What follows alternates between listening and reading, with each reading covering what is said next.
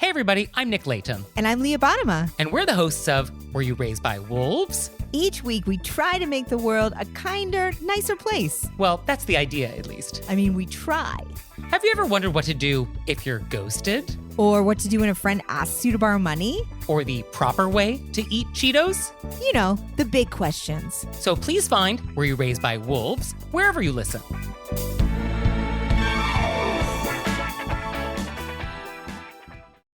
You're listening to Heritage Radio Network.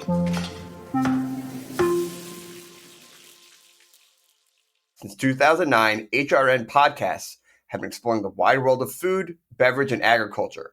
Learn more at heritageradionetwork.org. This episode is brought to you by the second annual Catskill Cuisine Festival.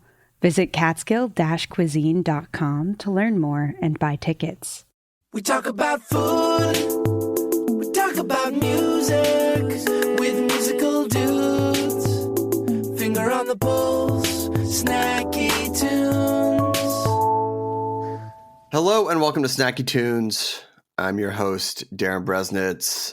I am so excited to be sitting down with Katherine Lewin, the founder of the store Big Night and the author of the upcoming cookbook Big Night, all about dinners, parties, and dinner parties. I love this book. It was so much fun to read about hosting and to talk with Katherine about her opening of her store, how you don't need to be perfect in throwing a dinner party, and what she puts on her playlist for a night of having friends over.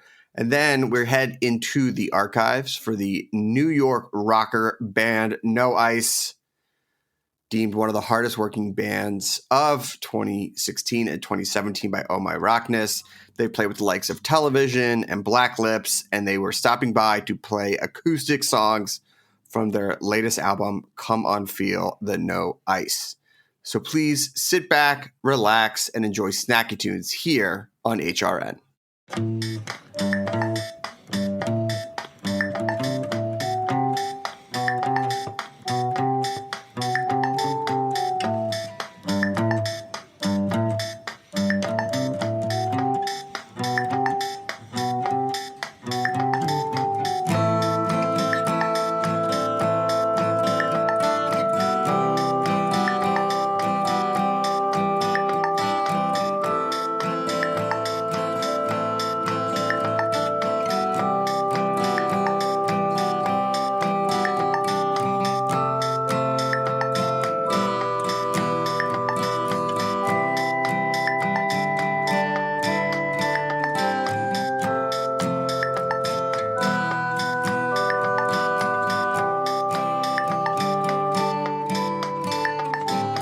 Feel like I've been spending all night waiting in line at the cocaine bathroom.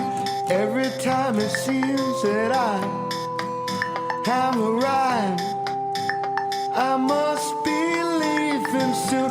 Feeling so weak, you know I need protection. Will someone please point me in the right direction? Give me the device that'll send me straight to your heart. Straight to your heart. Straight to your heart. Straight to your heart. Straight to your heart. Straight to your heart. Straight to your heart. Straight to your heart. Straight to your heart. Your heart.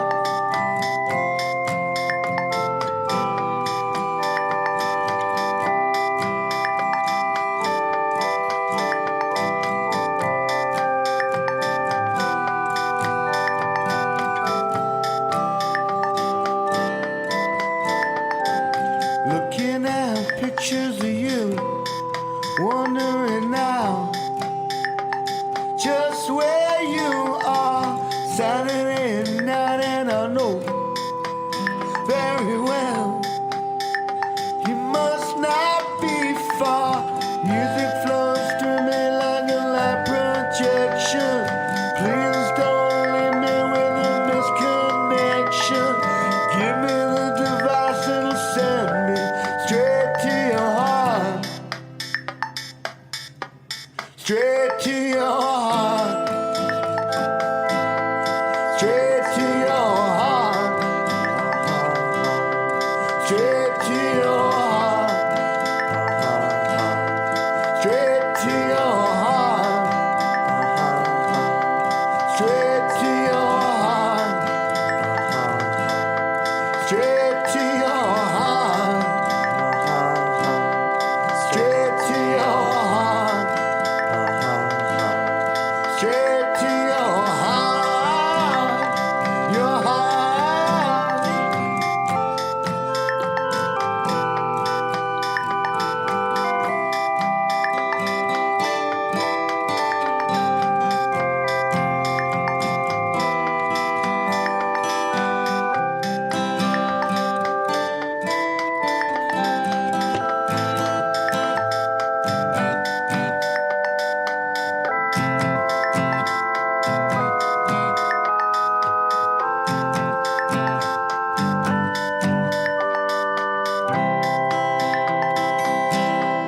Straight to your heart. Straight to your heart. Straight to your heart. Straight to your heart. Straight to your heart. Straight to your heart. Straight to your heart. Straight to your heart. Your heart. Your heart.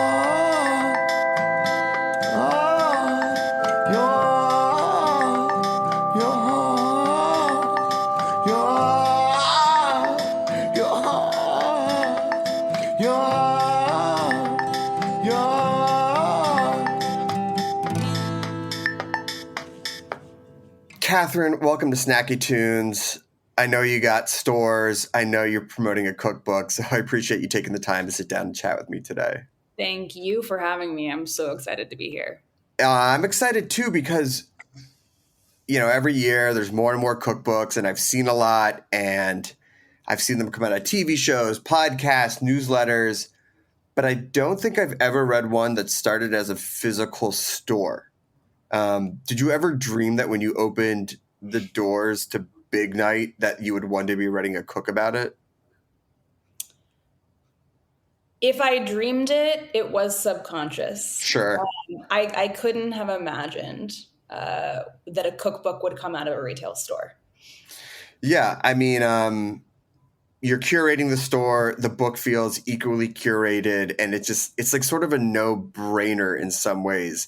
And I'm surprised I haven't seen more stores turned into books. I've looked for examples too, because what I wanted to make sure this book was something that actually brought value to people. Sure. And not something that just felt like an advertisement for Big Night and the store. That's what Instagram is for. Yeah, exactly. You don't need a cookbook for that. No. And I really couldn't find any examples of stores turned into books. And it makes me feel, even more grateful for the opportunity to kind of like bring to life what the store is all about on the page and really tell the story. Yeah. I want to get into the story, but I want to go back a bit because I host as well. My wife does as well. Which I thought was a common thing that people just open their doors because that's what my parents did. Like you just have people over and it's an endless party and people come to your house for holidays. That is not the case with everyone. Can I assume that your parents or you grew up in a house with a lot of hosting?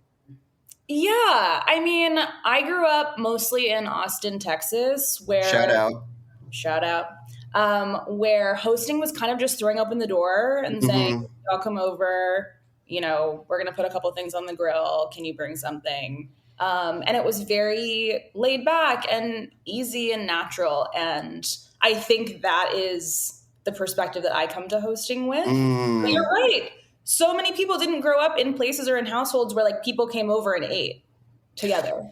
Yeah, I mean, Thanksgiving was at our house. Jewish holidays were at our house. You know, there was always an extra seat at the table, and it just trickles down, which, you know, isn't always a natural fit for people. I think people today, especially in New York, it's like we're eating out, having people over. It's sort of a hassle.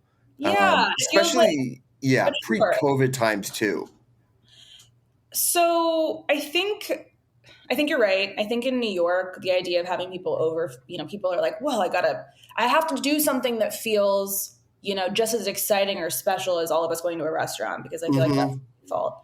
And it really trips people up and they feel, you know, intimidated. And that's something that I had an inkling was true when I was sort of concepting the store. But as soon as we opened the doors and I started talking to people, now keep in mind, this was in 2021. Finally, when people were first starting to feel safe, you know, gathering again, a lot of people hosted in the past, but just did not know how, they didn't remember. Right. A lot of people had never hosted before, but were like, oh my God, it's safe to have people in my house around food. Like, let's do this. And I really got to be a part of conversations with people, kind of learning or relearning, not just how, but what it feels like to really have people over, enjoy it, and make, you know, even take out pizza and a homemade salad feel like a big night.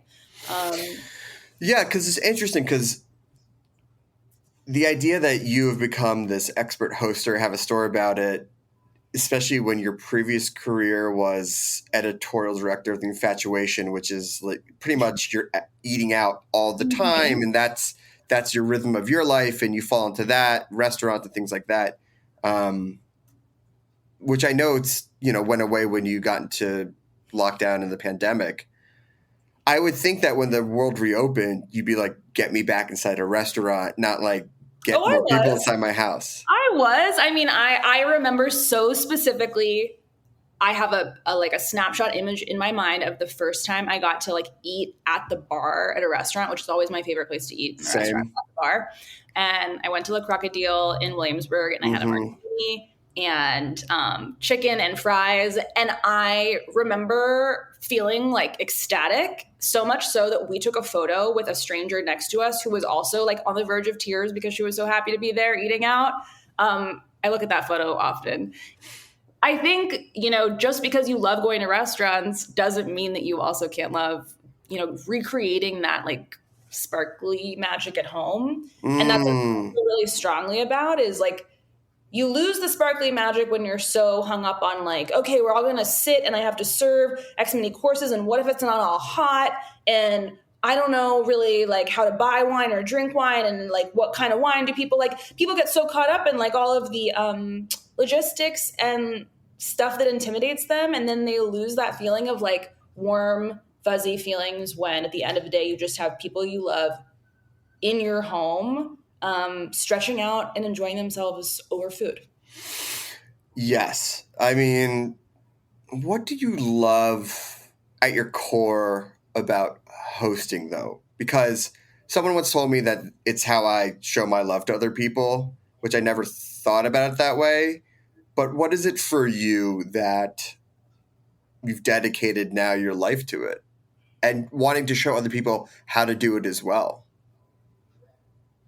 I think my love language is quality time. And for as much as I love restaurants, like deeply, I think the best quality time with groups over 2 or 3 is not in a restaurant. It's at home. 100%. And if I want to hang with 6 or 8 or 10 or 12 friends, you know, I love restaurants, but I don't want us all to be like piled around a long table, trying to figure out what we're ordering, splitting a check at the end of the night. It's just like, it's not the best way to really kind of like commune with people. But swinging open your door, even if you don't have time to cook, you're just ordering pizzas and you're going to pour a couple bottles of wine and sitting on your floor all around looking at each other, like that to me is so much more enjoyable than pretty much anywhere else you could be with that number of people.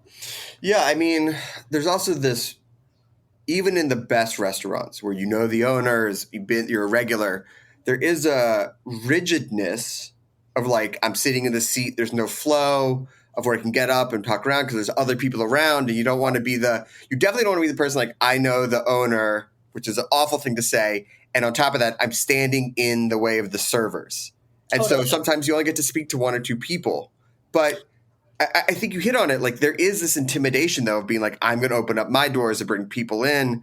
But sometimes it's just taking about those baby steps and maybe having people over for pizza or just cocktails or just like anything. Like a drink before dinner. That's always a nice place to start is like, okay, we have this res for 8 of us. Does everyone want to come over and have a couple cheeses and some spritzes before we head out? Like that is like, and what that does is sets your night up after you've all had a chance to connect. As you say, it's really hard to mix and mingle in a restaurant, but like that connection of like, we can be talking to multiple people at once or like walking around a room. Like, have you tried this cheese? Like even just that moment before dinner, I feel like, you know, kind of sets you on a path to feeling more connected to the people around you. Yeah. So I want to go back a little bit again of that. You love going back to restaurants. You're still writing Infatuation, but you have this inkling about hosting. And it's not like, oh, I'm going to host more. It's like, I'm going to open up a store. And I've talked to enough people that opening up a store is insane. It's a huge lift, especially when you're opening up, when you're like people, I don't want to say they were still wiping down everything they brought home, but like the idea of going to stores or like one at a time. Totally. What did you know about opening up shops? What did you know about opening up stores? How did you even take that leap? I knew almost nothing. Fantastic. So I had the inkling for the idea in 2020 peak lockdown. I'm driving across the country. I think it was middle of nowhere, Nebraska. And I think I'm driving to a family gathering. I can't really remember why we were driving, you know, across the Midwest and not flying, but sure. COVID, something weird. And I'm just thinking about all these holiday gatherings. And I'm thinking about the way that I've been watching people on my Instagram feed cooking more than ever before. Like I've been watching people cook, like grow scallions, make sourdough, like do these like project meals because we have nothing to do.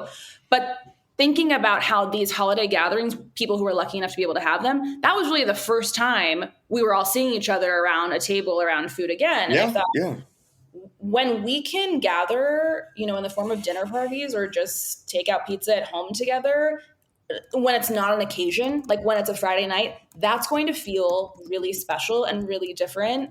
And I want to remember how to do that. And I think other people might want some help remembering how to do it too. And that's what the like, spark came. So that was December of 2020. And at that time, I was still very much employed at the Infatuation and busy and still loving that job. And I did until my last day. But that idea was kind of like cooking in the background. And I kind of put it away. And then a few months later, I was on a walk in my neighborhood. And I looked up, probably from my phone, and found myself in front of this little shop with floor-to-ceiling windows on, you know, the best shopping street in my neighborhood. And it just hit me different. I had probably passed so many other times, but somehow the broker sign in the window, like it just screamed at me. And I thought, why is it still sitting vacant? Is this my store? Like I just had this weird, it's like, it feels like a lightning bolt feeling. And I called the broker, I called the number on the window. I've never spoken to a commercial real estate broker. And he just started like spamming me with information that I didn't understand. And I was like, sure, totally. Yeah, that all makes sense. Pretending. Can I tour it? And he was like, sure, how about today? And that set into motion the whole thing. And then as the universe does, so many different things lined up along the way of negotiating that lease to make it just feel like this is an actually really special opportunity and can't miss it.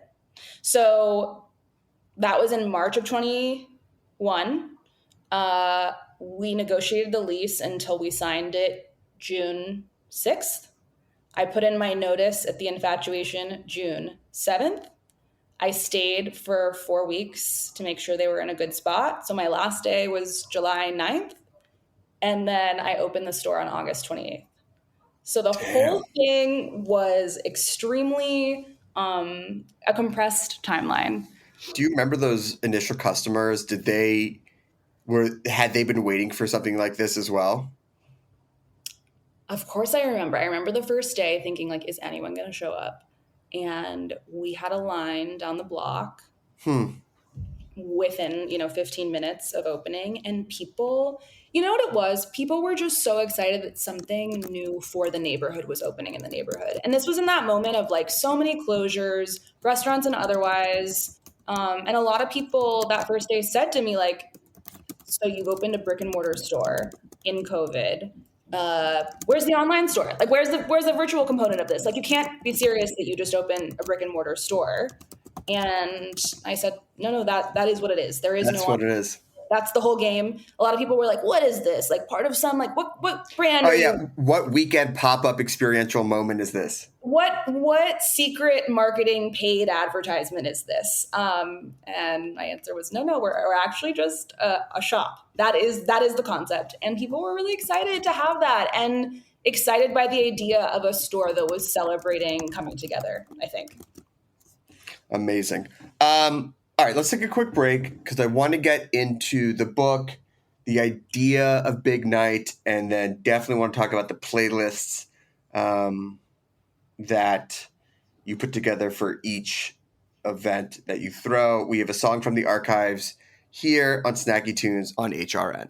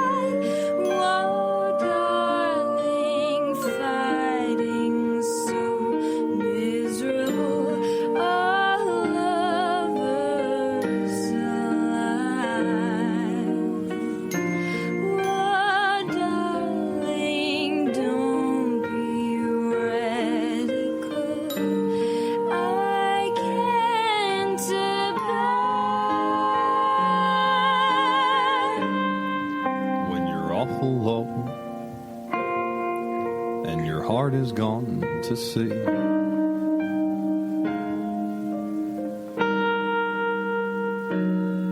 Leave your lonely here with me. When you're awful low, abide with me. Oh, darling, I've been so miserable.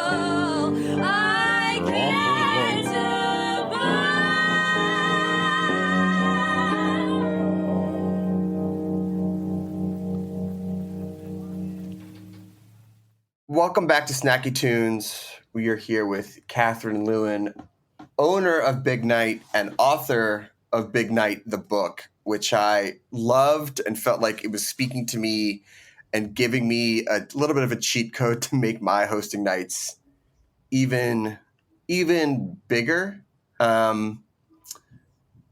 I think what really spoke to me about it is how you lead with saying that you were an introvert, which in many ways I find that I can be as well, especially at parties that I have helped plan and invited people over to, which is why you can sometimes just like find me in the kitchen at parties or out by the pizza grill, because it just means like we're all in the same spot together, but like I don't have to interact with you.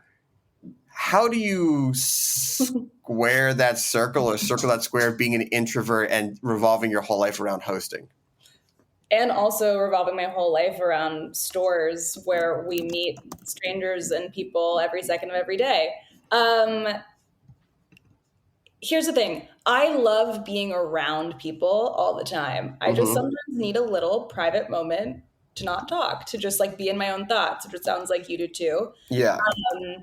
And I think, again, people think of hosting and I think of some person like jazz handsing in the middle of the living room, like literally entertaining people. And that is just not me. I'm like, gossiping in the corner with my friends, cooking something, changing the music, making sure everybody's drinks are filled. But you also might find me literally laying in the dark in my bedroom when I need a moment alone for a few minutes of the party, which is what I like to call a social nap. And which I absolutely love. I mean, the thing is, okay, there is nothing cozier than laying in your bed alone and like listening to all of your friends have great conversations and laughing. And you're thinking to yourself, like, I made an environment for that and I can really enjoy it just sitting here, taking a moment for me while I listen to them. It's one of my favorite moments of any party. Yeah, I mean, it really is just like, I just need a beat. I'm so happy that you're here. All the dishes are done. I just like need to disappear for 5 or 10 minutes. Exactly. And recharge up. You get it. This idea of anything or any night can be a big night is also really great, because where people I find get tripped up in hosting is they're like, okay, I'm throwing a holiday party, or it's the Memorial Day weekend thing, or it's a birthday. And the pressure of trying to do, and forgive my business speak, an editorial tentpole party. Wow. What a good way of putting that. Just adds all this pressure. And it's just like, no, pick a Tuesday. Don't even, don't have to waste a weekend on it. But how do you apply this idea, this concept of a big night to any night? I think there are easy levers to pull when it is just a Tuesday night and you got off work at 7:00 and you told 6 people to come over and you literally haven't grocery shopped. You can still find a lever to pull to make that gathering feel special. Even if you just did order pizza, that's the meal. We're having pizza. Okay. But what you're going to do is stop at the wine store and spend 15 minutes chatting with the staff there to find out like what actually are the best pizza wines. And then you're going to go home and you're going to share those with friends and like share what you learned in the store. You're going to pour them in your most fun or nicest glasses. If you have 10 minutes, maybe you can pull together a salad with like one special ingredient. Maybe you pick up burrata and you're like, great, there's going to be a burrata salad. And suddenly things start to feel different than just any old Tuesday night. They start to feel, festive and fun. And, you gave yourself and your friends that 20 minutes between the wine store and the burrata store to get those things. And that you can feel that effort. And like that specialness comes from just taking a beat to make things feel not your average Tuesday night. Yeah, I think getting away from this idea of perfect, which I've seen even worse as social media has become just like the big communicator. And I get it, because people want to like do the photo, and that's sometimes why they throw it, which is a whole other conversation. Can we have a whole episode about this? I can't with the perfect tablescaping social media. Like that is That's like the killer of an actually fun dinner party, when you're so worried about exactly how your table looks and whether everything matches and if you've gotten the shot. Here's the thing. Most of my dinner parties, I don't even remember to keep my phone on me, and I don't photograph anything. And honestly, like, that's how you know it was a good party. Yeah, I mean, when I look back, it's just like, oh, I set my camera out, or there's nothing on it, or maybe there's that one overhead rushed shot of everything laid out before anyone comes over, and then you look back, you're like, that's a terrible photo. 100%. Just so terrible. I mean, I think sometimes every time I have a dinner party, I go like, remember that last time when you promised to get better serving bowls and more, not matching, but like matchy stuff, but no one gives a shit. No one cares. They're like, oh, the potatoes were roasted perfectly, but wrong serving bowl or things like that. Oh, but you didn't have rosemary in them? Like, oh, you forgot that one ingredient? Oh, yeah, no, those potatoes were not as good as they could have been. Like, no one knows. No one knows. I mean, Julia Child said it years ago. No one knows. No one knows. Except for, and I would say this, when I do dinner parties now, and what I like about what you have in this is that, like, there's a flow to the evening, and very rarely is it like everyone sitting around the table at once. And here's the thing, like, what I love about dinner parties is the grazing. And I think the book has a lot of really good grazing nibble recipes. Totally. And like people like standing and coming in and like making a plate. So how do you suggest people to start getting their own flow? Because like this is, you say, like, this is not a manual. It's a guide, but make it personal. Do you know what makes people feel really taken care of? It's when you have a plan for them. And even if that plan is not, you know, and at this time we will all sit down and have this perfectly warm chicken dish that I just pulled out of the oven. No, the plan is like, okay, I've put out some cheeses and olives and nuts, and we suddenly have like a gorge aperitif hour. And what we're having here is a spritz bar. Here are your 3 choices of, you know, how you're going to build your spritz with what kind of amari or aperitif. And that feeling of like, whoa, someone has thought about like this, this starter moment of the dinner party. And then, you know, maybe you're still finishing up whatever it is you're cooking on the stove. And when you're finished, you're like, all right, for this dish, I'm thinking about how we should all be drinking, you know, this French red wine that I picked up to go with this chicken. There's not really space on the table right now. Everyone grab a plate. Can you serve yourself? Let's make sure we get the sauce out of the, you know, fridge to go with. It's more about like, this isn't like the sweetest way of putting it, but it's more about like gently like traffic directing, saying like, I've thought about this next step. I want to pour you a glass of this. You don't have to think about anything. And I think that, like, I have thought ahead of like how we're going to enjoy each of these moments. Don't worry about it. I've got you. Like, grab a glass. Let me pour you this. Like, that goes such a long way in directing the flow. Is just like, I have thought about how I want you to enjoy this. Now let me treat you to this experience. Yeah, it's like, I've set you up. Here's a little cheeky chunk of cheese, some chilled white wine. Yeah, I set you up. And I think, I don't know. I think people just get in their heads and they want to make one dish from that they love from their moms, but they don't know what to pair it with. You're also not too particular in the book about like you have gourmet sabzi, and then you have other regional dishes within the same menu. You know, what do people look for when they're pairing dishes and drinks and things like that?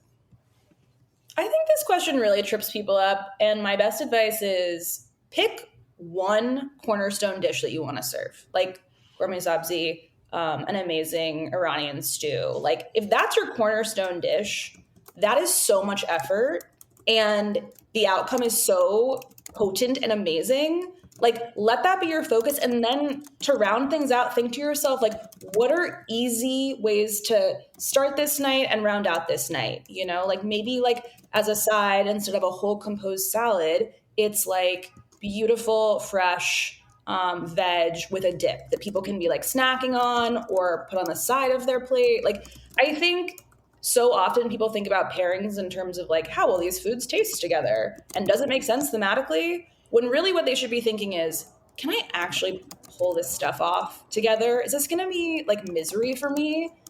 Or can I actually enjoy my own party? Like, what would allow me, in terms of rounding out this menu, to be able to enjoy myself here? Like, that to me is the most important element in thinking about how to pair things together. Let me ask you this. You've hosted so many dinner parties. Do you remember painful moments? Because I think it would really help people just to be like, I went down in flames, or this was not a good one, just to show that even though you are literally written the book on it, you're human too.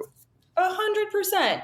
I say this as a person who cannot edit herself. I cannot pare things down. Like, I am more is more.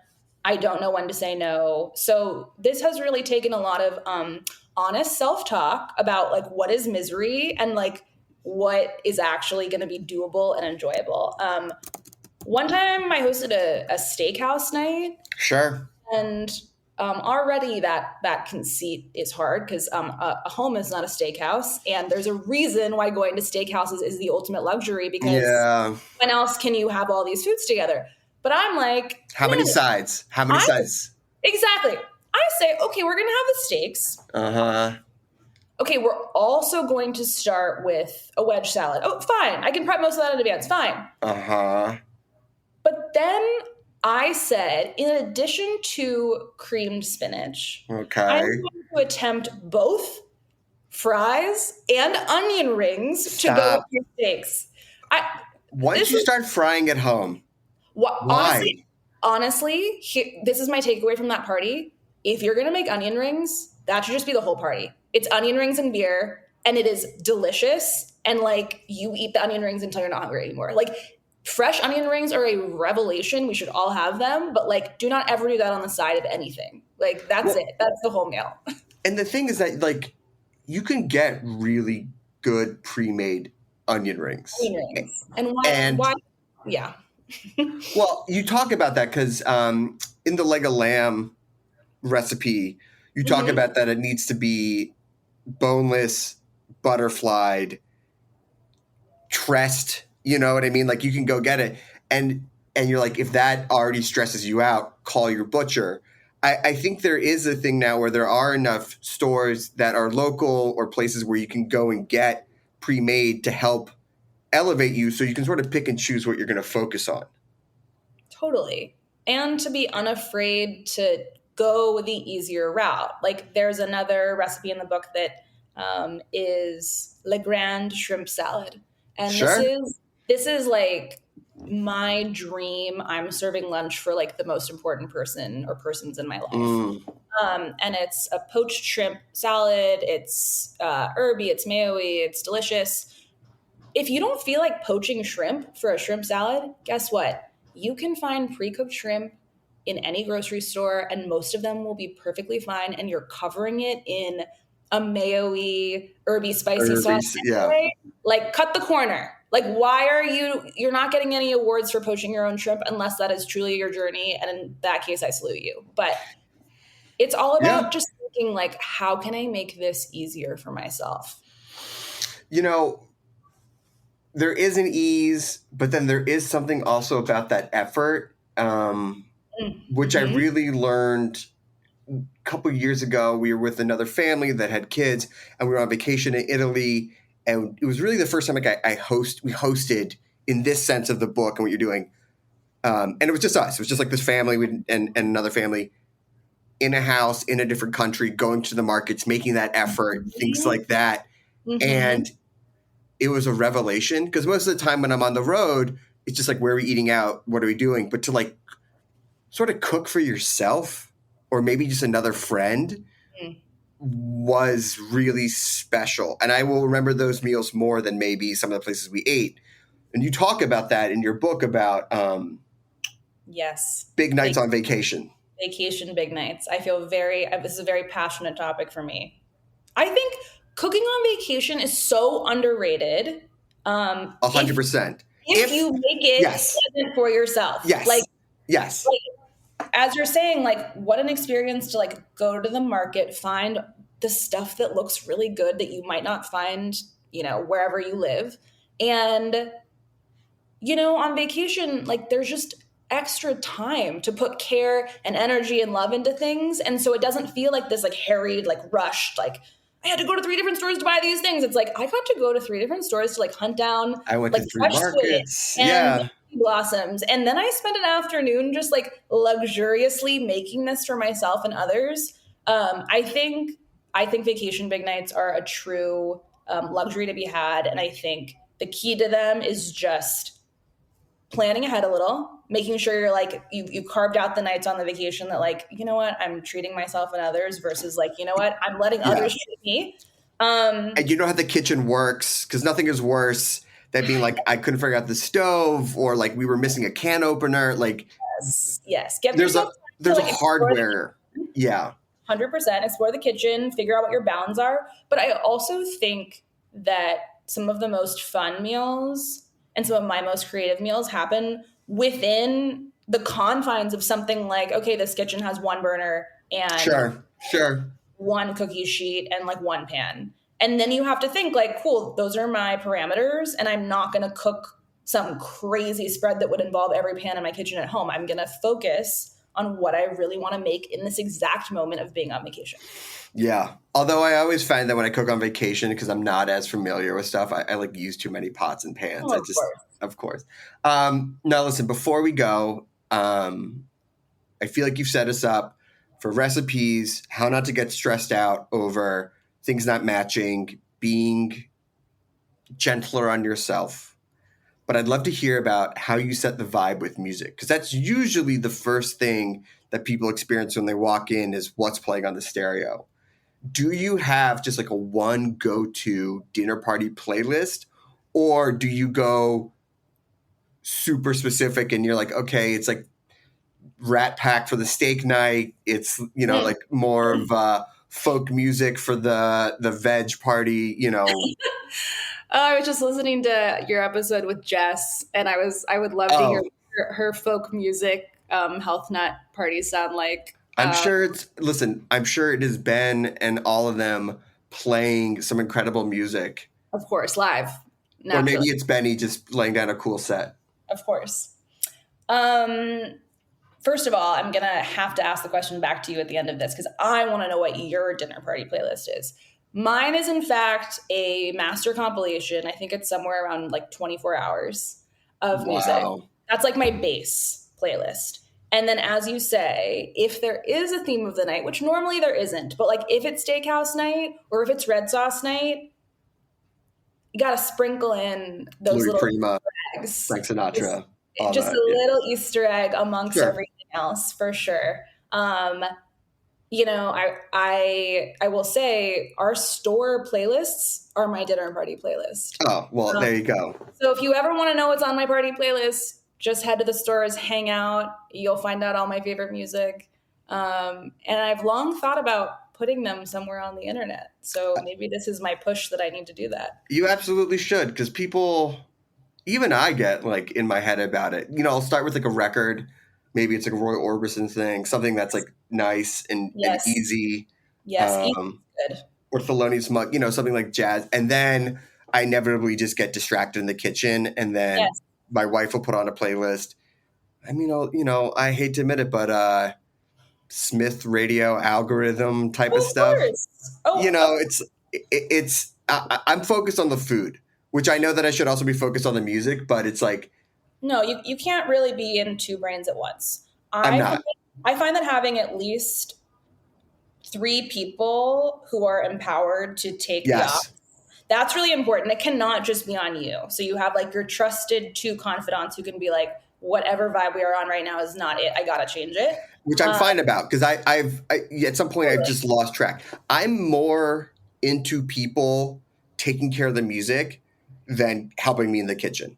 Oh, 100%. I'm in my mind. I might need you to stir something, but like my internal clocks are going. Yes. Like, just leave me alone. Leave me alone. That's the introvert part of me. I'm in my head right now about like when to take the stuff out of the oven. I cannot be thinking about the music. No. And that's why, I mean, I also sometimes love to turn on radio. That's one of my favorites. There's an Austin radio station that I just love, and letting someone else DJ fully sometimes is really nice. It's really nice. It's like, you know what? I don't even care. I'm not even hearing the music. I just need to hear that something's on there. Well, Katherine, congratulations. Let's do this. If people want to visit the store, where can they go? Come over. We have 2 locations. We have one, the original is in Greenpoint, Brooklyn, and our second location is in the West Village of Manhattan. You can also always shop us 24/7 at www.shopbignight.com. And the book is out when? The book is out June 4th, everywhere books are sold. And if you would like to stay up to date on things like upcoming book events, more things happening in store, you should follow us on Instagram at Big Night Shop. Amazing. Shout out to Skylar for putting this together. Shout out to Skylar, always. Always. And we have another song from the archives and then a live performance from the archives here on Snacky Tunes on HRN.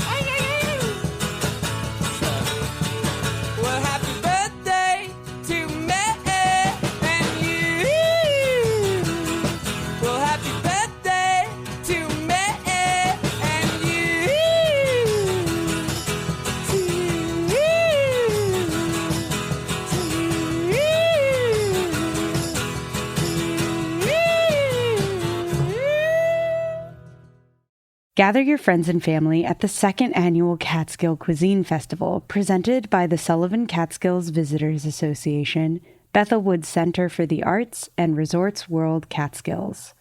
Mark your calendars for a flavor-packed weekend from May 10th to May 12th. Experience the fusion of phenomenal food and electrifying entertainment. Rub shoulders with your favorite Food Network personalities, including Andrew Zimmern, Michael Simon, Scott Conant, Marcus Samuelson, Jeffrey Zakarian, Anne Burrell, Melba Wilson, and distinguished international chefs by LaBelle Farms. Kick off the festivities with Friday's star-studded golf tournament and evening reception. Saturday heats up with free tastings, thrilling live demos, music, and family activities, culminating with a gourmet dinner hosted by celebrity chefs. And on Sunday, celebrate Mother's Day with a special celebrity-curated brunch. Tickets for this celebration are selling like hotcakes. Visit catskill-cuisine.com to grab your pass for this unforgettable weekend in the picturesque Catskills. See you there.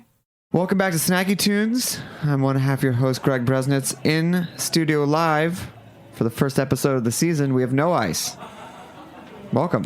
Yo, what up? Hi. We have Sean and Jamie. How you guys doing? Real good. Fantastic. You were the first band for season 10 of the show. Ooh. Well, Mazel Tov. Thank you. Snacky Tunes. Snacky Tunes. Season 10. Godspeed. We heard about you from our friends over at Oh My Rockness for being not only 2016 but 2017 one of the hardest working bands in New York City. How did you stack on 2016 versus 2017? Harder or less hardworking? I think that 2016 was like the big one. That was the big one. But our place on the list was almost the same. I feel like we played more gigs in 2016 than 2017. Well, I think there's just so many gigs all around now. Everyone plays so much. It's great. But we had a couple like Grim Streaker and Thick who are on here. They nodded out on the list too. They play a lot. Both those groups play a lot. We play with Thick a lot, actually. We probably played like 6 gigs with them or something. I think we have another one in February. Perfect. Let's go back a little bit. You started in a group, the Brooklyn What, which was 2017 to 2015, and you all met in high school. I met a few of the guys in high school. I went to Edward Armour High School in Brooklyn. Any significant behind the high school? Is that one of those like magnet performing arts schools? Yeah, it's a school that started in the 70s with a more loose system of what the kids do, and a lot of art. What is a loose system of what the kids do?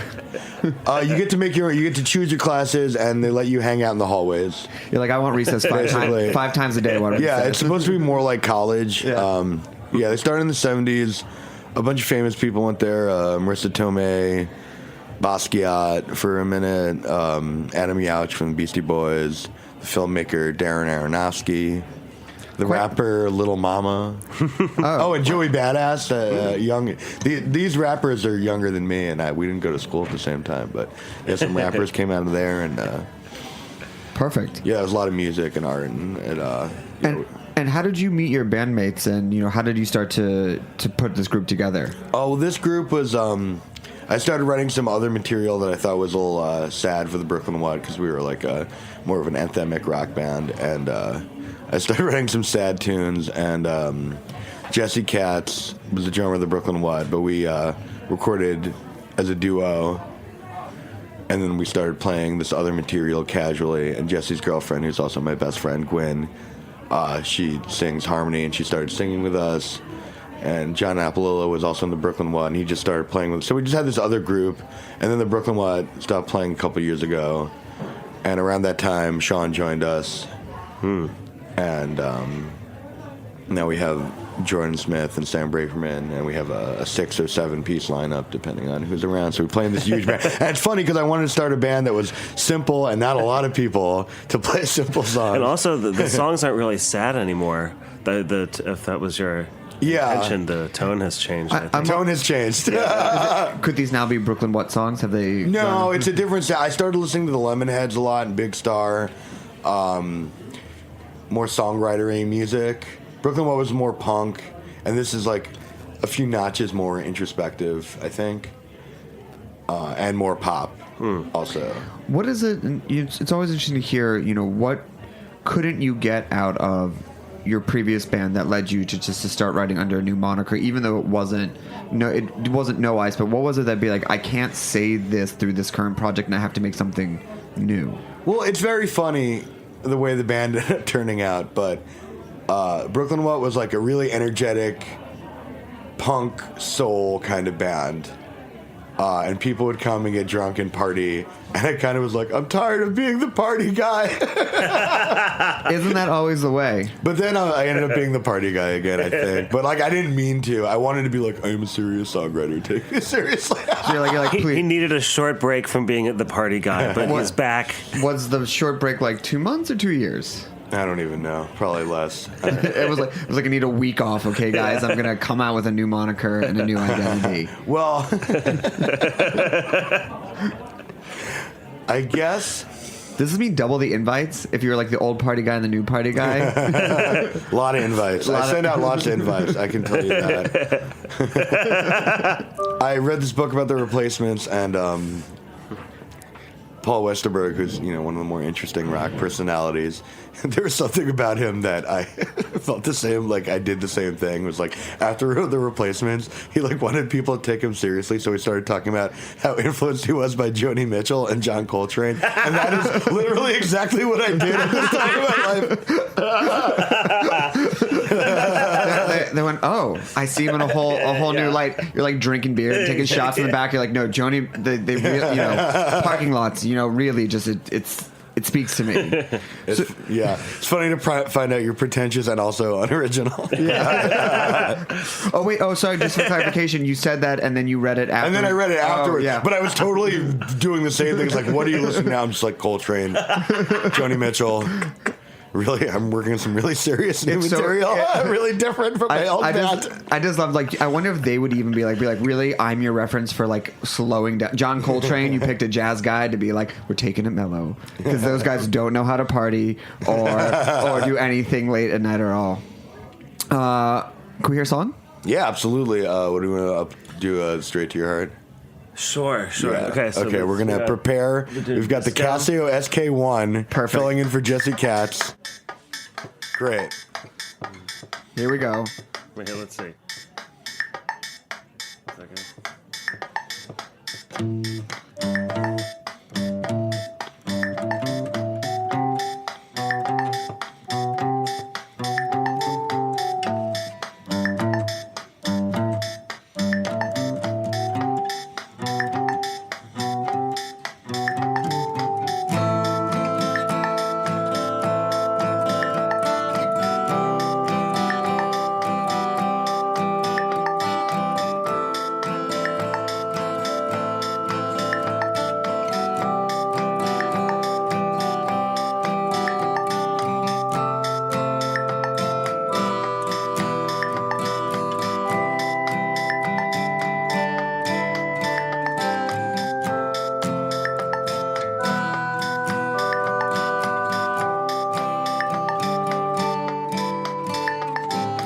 Feel like I've been spending all night waiting in line at the cocaine bathroom.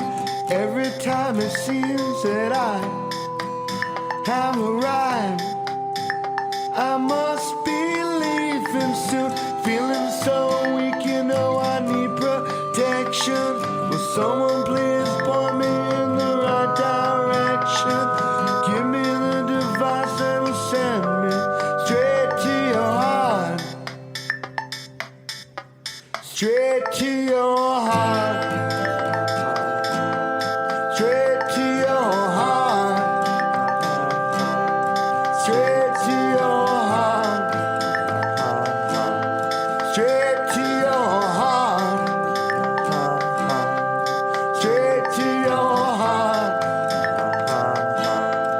Straight to your heart. Straight to your heart.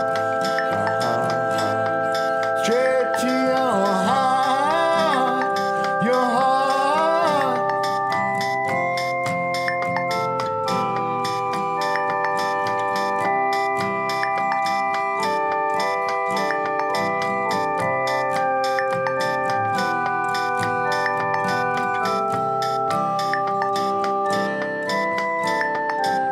Looking at pictures of you, wondering now just where you are.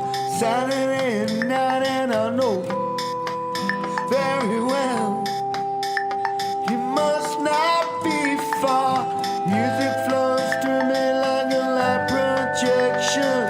Please don't leave me with a misconnection.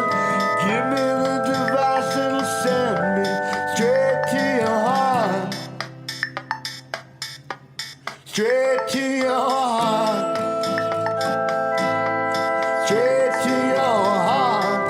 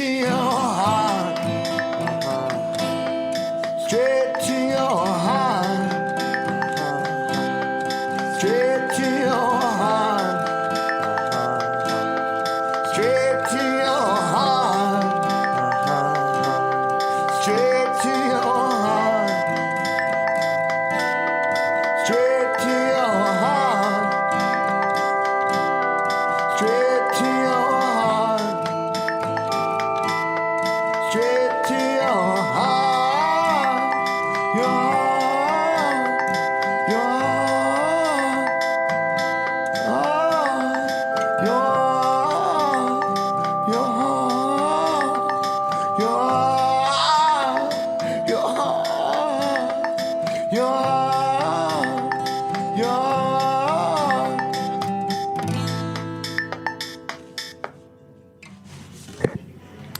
What's really great about the band is how all of the other members are doing projects. How do you find time to balance all of it? And let's also talk about some of them. Like I know a couple of them, founders of magazines, editors, etc. Yeah, we've got like a very busy group. What we don't do is have band practice. That's one way to do it. See, now that's why we're always on the hardest working bands, is because the only way that we play is by doing shows. Yeah. You know, we've had a number of bands who will remain nameless because I don't want to sell them out, have come on here and have had said that's how we do practice. We just get paid for shows, and it's like that seems unfair to some and fair to the people on stage. Well, everyone seems to like it, so it's not a big problem. We actually do practice occasionally. We do. It's not on a. We play more gigs than we have band practice. Yeah. Though. Some bands are practicing. Yeah, once maybe. a month we have band practice. What's the ratio do you have to be a practicey band to live gigs? Like 4 times in the practice studio a week, one show a month? Well, we also, because when we first started playing shows, we practiced a lot. So I think that there was the initial build-up. You know, you put in, it's like... That's what you put the work in. Yeah, you put the work in. Then you got to get one set that's good that you're not going to ever have to apologize for. And once you've got that set, and then if you have to change it, then you can kind of be like, all right, everyone do your homework, and then you show up and play it. And we're just... The thing is with our group is that there's a lot of us, but we...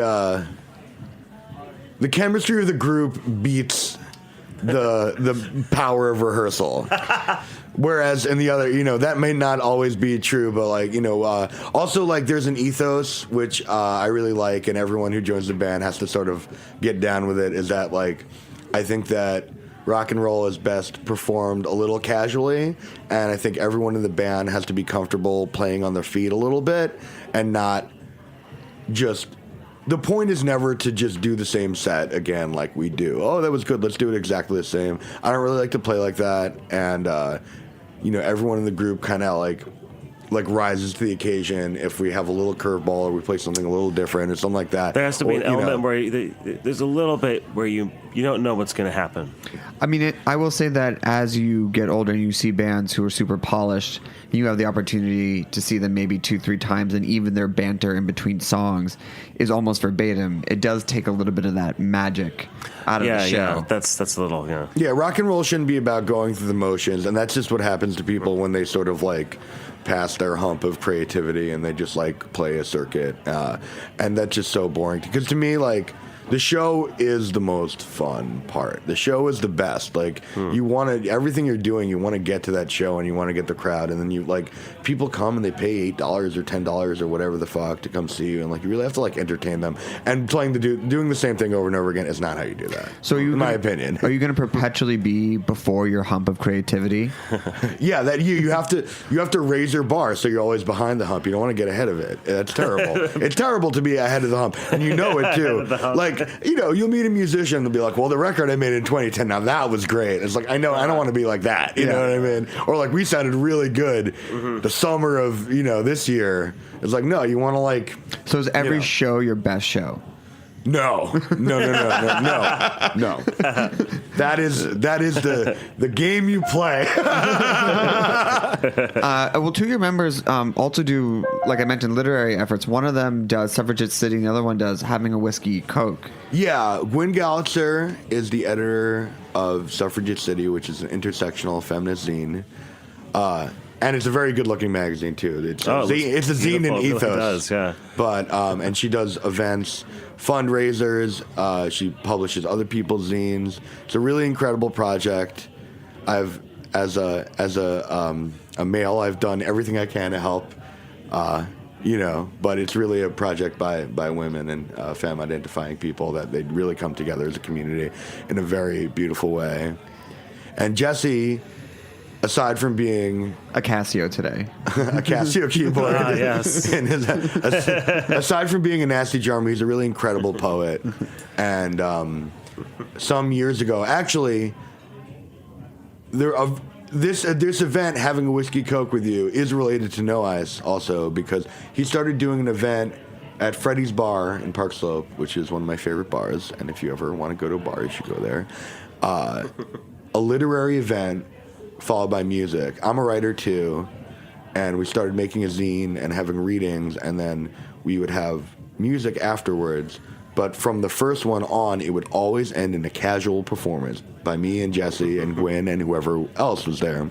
So before the No Ice group actually happened, most of the members of No Ice had participated in a casual set where I would call songs before we play them, tell everyone the chords, take requests from the crowd. We learned a set of, Gwen loves to sing doo-wop harmonies, so we learned a set of, like Phil Spector, girl group, Motown type songs, and we were playing that set before we were doing No Ice material, but in a similar lineup, and that was an impetus is like playing these sort of bar band sets. You know. How did we get together? Casual sets. Casual sets. But I just want to understand. So you would call the chords on the progressions for the songs for the covers and be like, hey, sometimes we'd learn them, but whoever was showing up would end up playing. And, it just sort of it's not like playing on your feet. Yeah, it's not like those songs were the most complicated songs. No. But that's why we started there, I think. And now you've evolved. Yeah, but we can still do the cover set. I mean, me and Sean did a couple sets recently where we just blindly took requests from the crowd as fundraisers, and it was like, well, if we nail it, $10. Fundraisers for? We did one for the victims of the hurricane, Puerto Rico. We did one at Our Wicked Lady for. It was a local domestic violence. Yeah, domestic violence. Something. Group. Any cause that's good, we'll do it. But we've done it with No Ice, and we did do a set, and we'll take cover requests from the crowd, and if we nail them, it's $10, and if we suck at it, then it's whatever you want. I mean, if you suck at them, it should still be $10. $9. I think so. Someone's like, you know what? You missed a note. $5 for the. Well, no. But the caveat is sometimes they're really bad. Okay. Can we hear another song? Absolutely. What are you gonna play for us? Let's play All Night. Sure.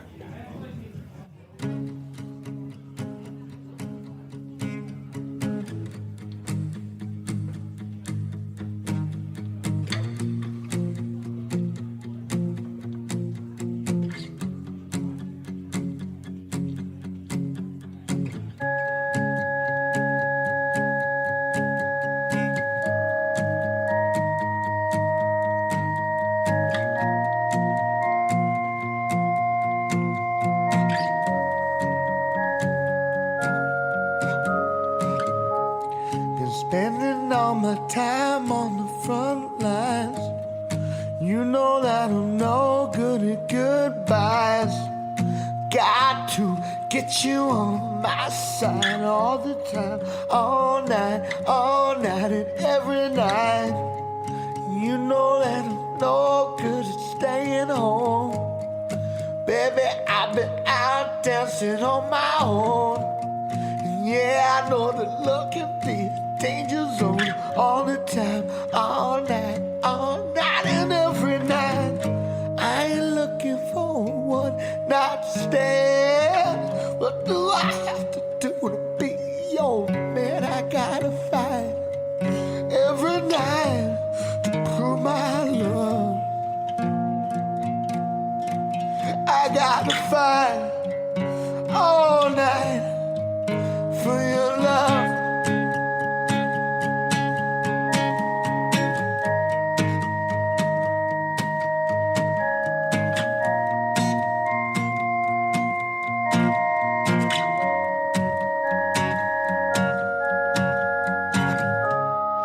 Friends saying I'm all wrong for you, but I got what it takes to be strong for you. I know that they're making it hard for you all the time, all night, and every night. If you should think that you are not enough, I'll be there when the times get tough. Back you up when you're fighting for your life. All the time, all night, and every night.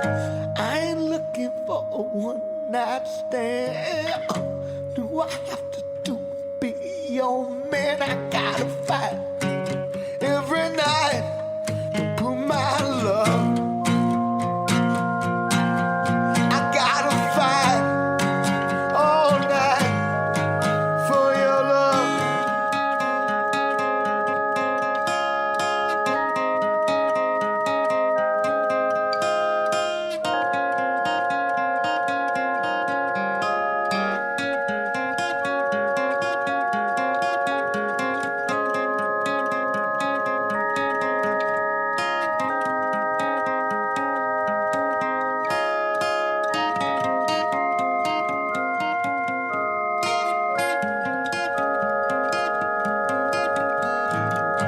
I ain't looking for one night stand. Oh, do I have to do to be your man? I gotta fight every night to prove my love.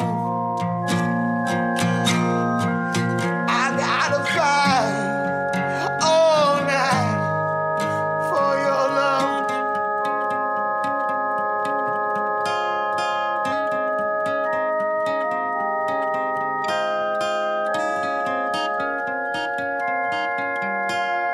All the time, all night and every night.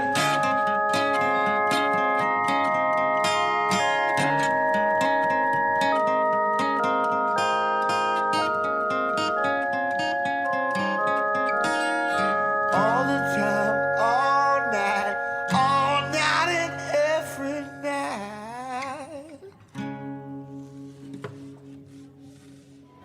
One of the defining things of your introduction to your bands are your music videos, which I love. Oh, And I've thank you, watched. thank you. They're really great. I love the first one, and maybe you can talk about kind of how they evolved and where they started. But Eat the Heart summer version, which is obviously a tribute to Godard, Breathless. Yeah, Eat This Heart, yeah. How did you come up with it? Who's the other person starring against you in the video?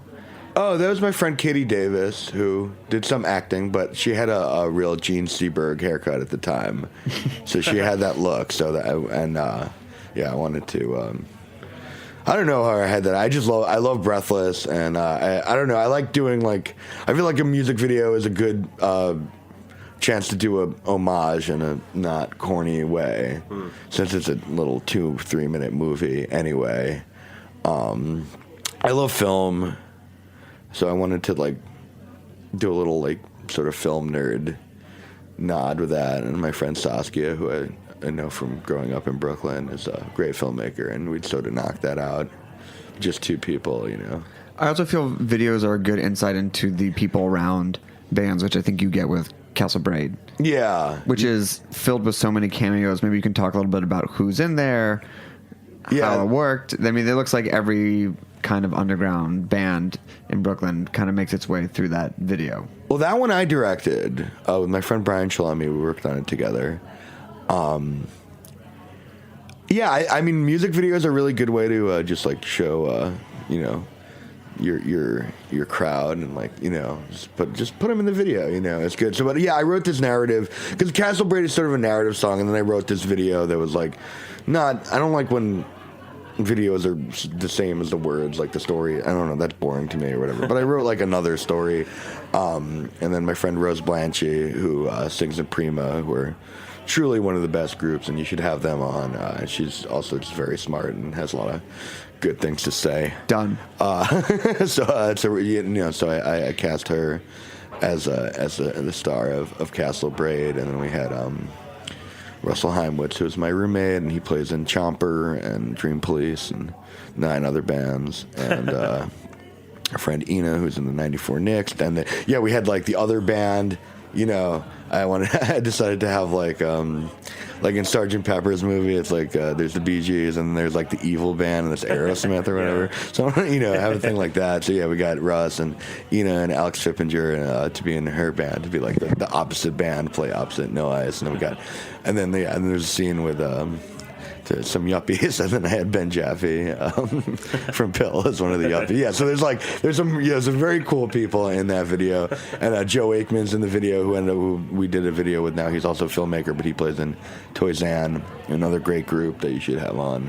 Done. Got a lot of good recommendations. I mean, this is episode 1 of the new season, so the season is wide open. Nice. Yeah, we'll talk bands after. Yeah. There's so many great. We're really lucky. Like, and even on the block, like Sean and I live in the same building, and even on the block we live on, there's like 20 great musicians. We're just like, we're up to our knees in talent. And don't you find it? I mean, I always find it funny when people try to tell me that New York is dead for musicians. Blah blah blah. Blah blah blah. And I just want to be all the venues that you loved are just gone, and you don't want to go find a new thing. It's what you know is dead. Right. But there's I mean, I can tell you from booking this show for 10 years, I've never wanted at any point for a great Brooklyn band or a great New York band. There's always new, young, amazing talent that's coming through, and it's just consistently blowing me away. So just to hear on your block this 20, all you naysayers, be gone.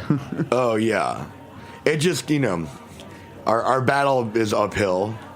Sure. Because there's so many, it's like everyone wants to come here and take your spot, kind of.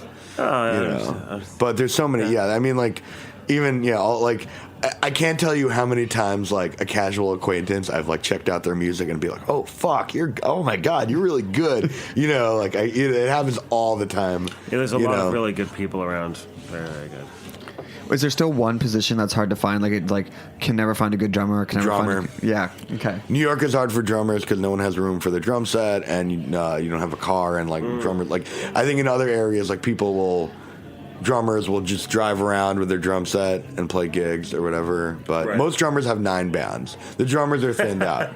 Like, everyone wants a drummer. Maybe you can rent out your Casios for the weekend. Yeah. So what's up for 2018 besides getting back on the 2018 hardest working band list? Oh yeah, we gotta get up a couple notches. Yeah. We gotta.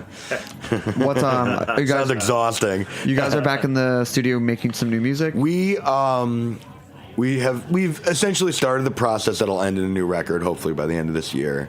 And we're talking to labels, and we got new songs. Some of them are coming up in the set. We have a video coming out for We Get High Together from the last record, which we did with Joe Aikman from Toyzan, who's also just an auteur filmmaker. Is very talented, and that should be out pretty soon. I mean, that's pretty good. Yeah. And a lot of other stuff too. Yeah. We'll be playing plenty of gigs. We'll be, we're not going to let our friends at Oh My Rockness down. We're playing a lot of gigs. Our new material. We actually, the last 2 songs we played. These are the new songs. These are unreleased No Ice songs that we just sort of have added to our set recently. So that's like a little taste of the new record. Snacky Tunes exclusive. Mm-hmm. Well, we want to make sure we have time for one more song. Right. Last question: if you could describe your band as either a food or dish, what would it be? Oh my God. Well, I think I have to let Jamie decide this. A food or dish? Well, it would have to be something with a lot of elements. So it couldn't be like one thing. Maybe like a paella. You got a little shrimp. You got some clams. You got a nice. That makes rich logical red. sense, but I'm not feeling it. We're not a paella. We're not a paella kind of band. How about like a bagel schmear? Oh, okay. That's right. Like an everything bagel, cream cheese, right, lox, capers, a cucumber, an onion if you're nasty, Which you are. Well, thanks so much for joining us. Where can people find your music? We're on all the major outlets. We're on Bandcamp, No Ice, Bandcamp.com. We're on Spotify, Amazon, iTunes. We'll be performing at Sunnyvale on February 1st, I believe. Is our next gig. Yeah. Perfect. Well, big shout out. Thanks to everyone tuning in to our new season. And thank you for having us. Thank you so much for being on here. What's the name of the last song? We're going to play our hit. This is The Cemetery. Great. Thanks for listening. We will be back next week with another live episode of Snacky Tunes. Rock and roll. How do you feel about this tempo?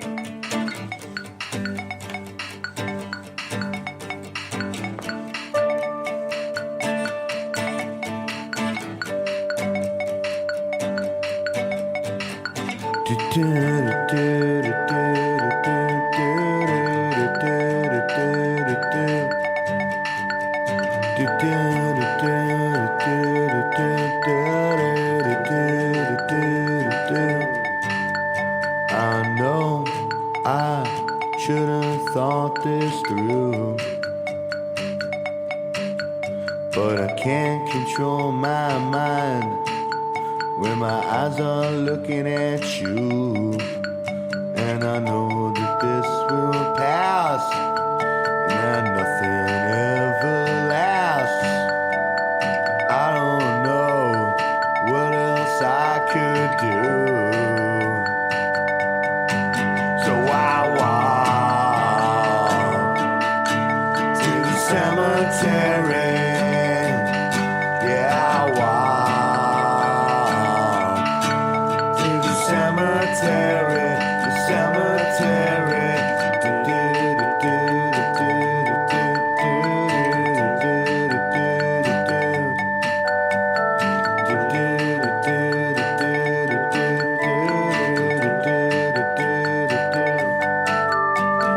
I don't know the point of all of this, but as sure as I'm gonna die, I'm dying for your kiss.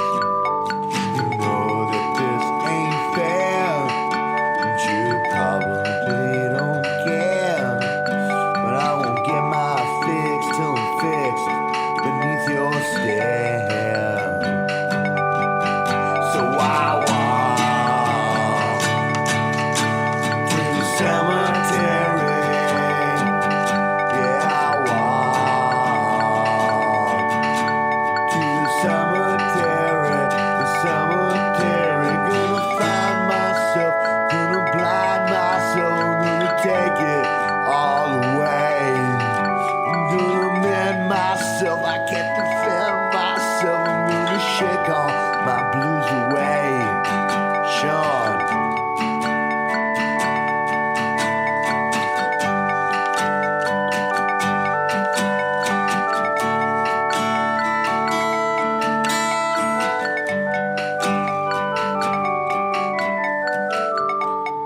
I don't need to slit my wrist. I don't need to bleed to know I exist, and be sure that I ain't lying. I'm just 28 and I don't mind dying. I just wanna live somewhere on your list. So I walk to the cemetery. Yeah, I walk to the cemetery, the cemetery.